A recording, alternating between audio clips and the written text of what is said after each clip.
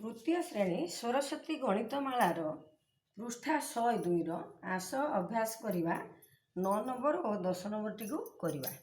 9 number रे प्रश्न देला तापस निज टंकार 2 विभक्त 3 अंशरे गोटे छता किणिला। जदि छता किणिबा परे ता पाखरे आउ 60 टंका थाए तेबे छताटीर दाम केते करवा। एठी आमे 9 नंबर टी करवा। तापस निज टंकार तापसर केते टंका थिला आमे जानिनु, तेणु कौन करवा मने कर तापसर टंका को 1 धरिबा। तापसर टंका केते ना 1 टंका हैला। ताले केतेर छता किणिला ना 2 विभक्त 3 अंशरे छता किणिला। ताले कौन करवा ना 2 विभक्त 3 अंशरे छता किणिला।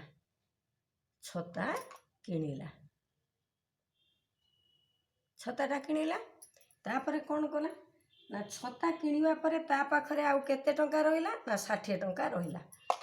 छता किणिबा परे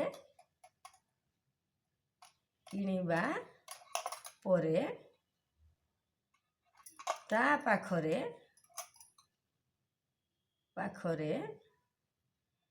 आउ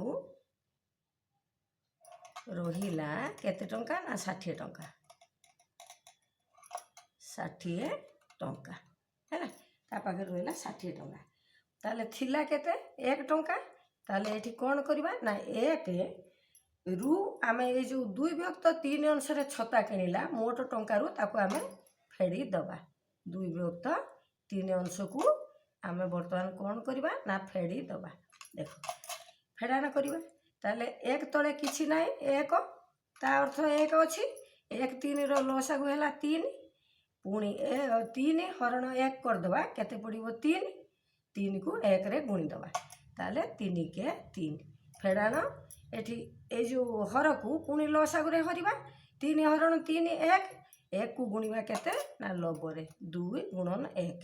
एठी आमे कौन करलु ना 1 गुणन 3 बा 3 गुणन 1 ताले केते हैला ना 3 फेड़ाण 2 के 2 विभक्त 3 ताले केते हैला 3 रु 2 गला 1 विभक्त 3 अंश रहिला ता पाखरे एतिकी अंश रहिला तापस पाखरे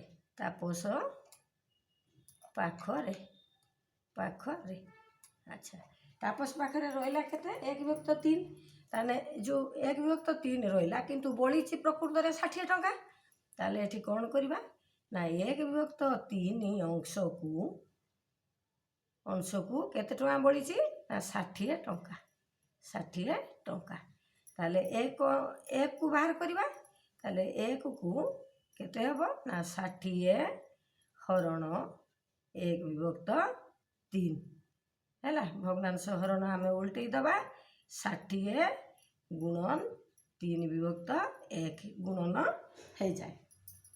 ताले कौन करवा ना एठी आमे गुणी दबा 60 को 3 रे गुणिबा 3 शून्य शून 318 ताले 180 टंका हैला 180 टंका। अतएव छताटीर दाम केते मागिची अतएव छताटीर दाम 180 टंका। 180 टंका उत्तर हो गला हमर 9 नंबर टी सरला। एबे देखिबा 10 नंबर टी करबा।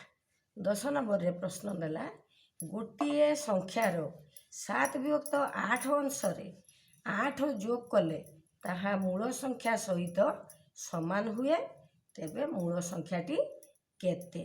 देखिबा केमिति करबा। संख्या गोटे संख्यार 7 विभक्त 8 अंशरे जदि 8 जोग करबा ताले कौन हबो ता मूल संख्या सहित समान हबो। ताले मागिला कौन हमकु मूल संख्या। ताले संख्या आमे जानिनु।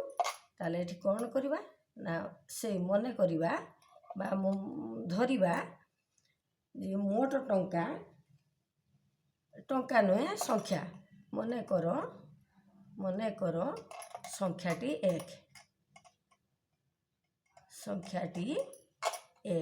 ହେଲା। ତାହେଲେ 1 ଅଛି, ତାର ସଂଖ୍ୟାର 7 ବିଭକ୍ତ 8 ଅଂଶରେ ତାହେଲେ କ'ଣ କରିବା ନା ସଂଖ୍ୟାର 7 ବିଭକ୍ତ 8 ଅଂଶରେ 7 ବିଭକ୍ତ 8 ଅଂଶରେ 8 ଯୋଗ କଲେ 8 ଯୋଗ କଲେ କ'ଣ ହେବ ନା 8 ଯୋଗ କଲେ ମୂଳ ସଂଖ୍ୟା ସହ ସମାନ ହେବ। ତାହା କ'ଣ ହେବ ନା ତାହା ମୂଳ ସଂଖ୍ୟା ସହିତ ସମାନ ହେବ। ମୂଳ ସଂଖ୍ୟା ସହିତ ସମାନ ହେବ। ତାହେଲେ କ'ଣ କରିବା ନା ଆମେ ସଂଖ୍ୟାଟାକୁ ନେଇଛୁ କେତେ 1। ତାହେଲେ କ'ଣ କରିବା 1ରୁ ଯଦି ଆମେ ଏଇ 7 ବିଭକ୍ତ 8 ଅଂଶକୁ ବାଦ ଦେଇଦେବା ବା ଫେଡ଼ିଦେବା ତାହେଲେ କେତେ ଆସିବ 1 ତଳେ କିଛି ନାହିଁ 1। ତାହେଲେ 1 8ର ଲସାଗୁ 8। ବର୍ତ୍ତମାନ 8 ହରଣ 1 କରିଦେବା। ତାହେଲେ ସେଇ 8 ଗୁଣନ 1 ଉପରେ କରିବା ଲବକୁ ଗୁଣ ଦେବା ଫେଡ଼ାଣ ଚିହ୍ନ ଦେଇଦେବା ପୁଣି 8 କରିବା 8ରେ 1 ତାହେଲେ 7 ଲବ ସହିତ ସେଇ 1କୁ ଆମେ ଗୁଣି ଦେବା। ତାହେଲେ କେତେ ହେଲା ଆମର ସମାନ ତଳକୁ ଲେଖିବା ସମାନ 8 ଫେଡ଼ାଣ 7 ବିଭକ୍ତ 8। ତାହେଲେ କେତେ ହେଲା 8ରୁ 7 ଗଲା 1 ବିଭକ୍ତ 8 ଅଂଶ ହେଲା। ତାହେଲେ କେତେ ଯୋଗ କରିବାକୁ କହିଛି 8 ଯୋଗ କରିବାକୁ କହିଛି। ଏଇ 1 ବିଭକ୍ତ 8 ସହିତ ସମାନ ହେବ କେତେ ନା 8 ଯୋଗ କରିବା। ତାହେଲେ 1 ବିଭକ୍ତ 8 ଅଂଶକୁ 1 ବିଭକ୍ତ 8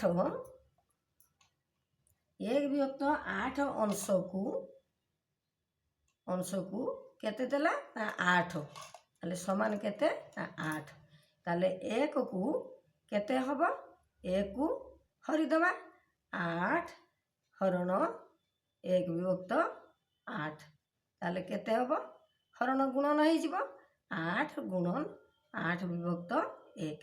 ତାହେଲେ ବର୍ତ୍ତମାନ କ'ଣ କରିବା 8 ଅଷ୍ଟା 64 ହେଲା।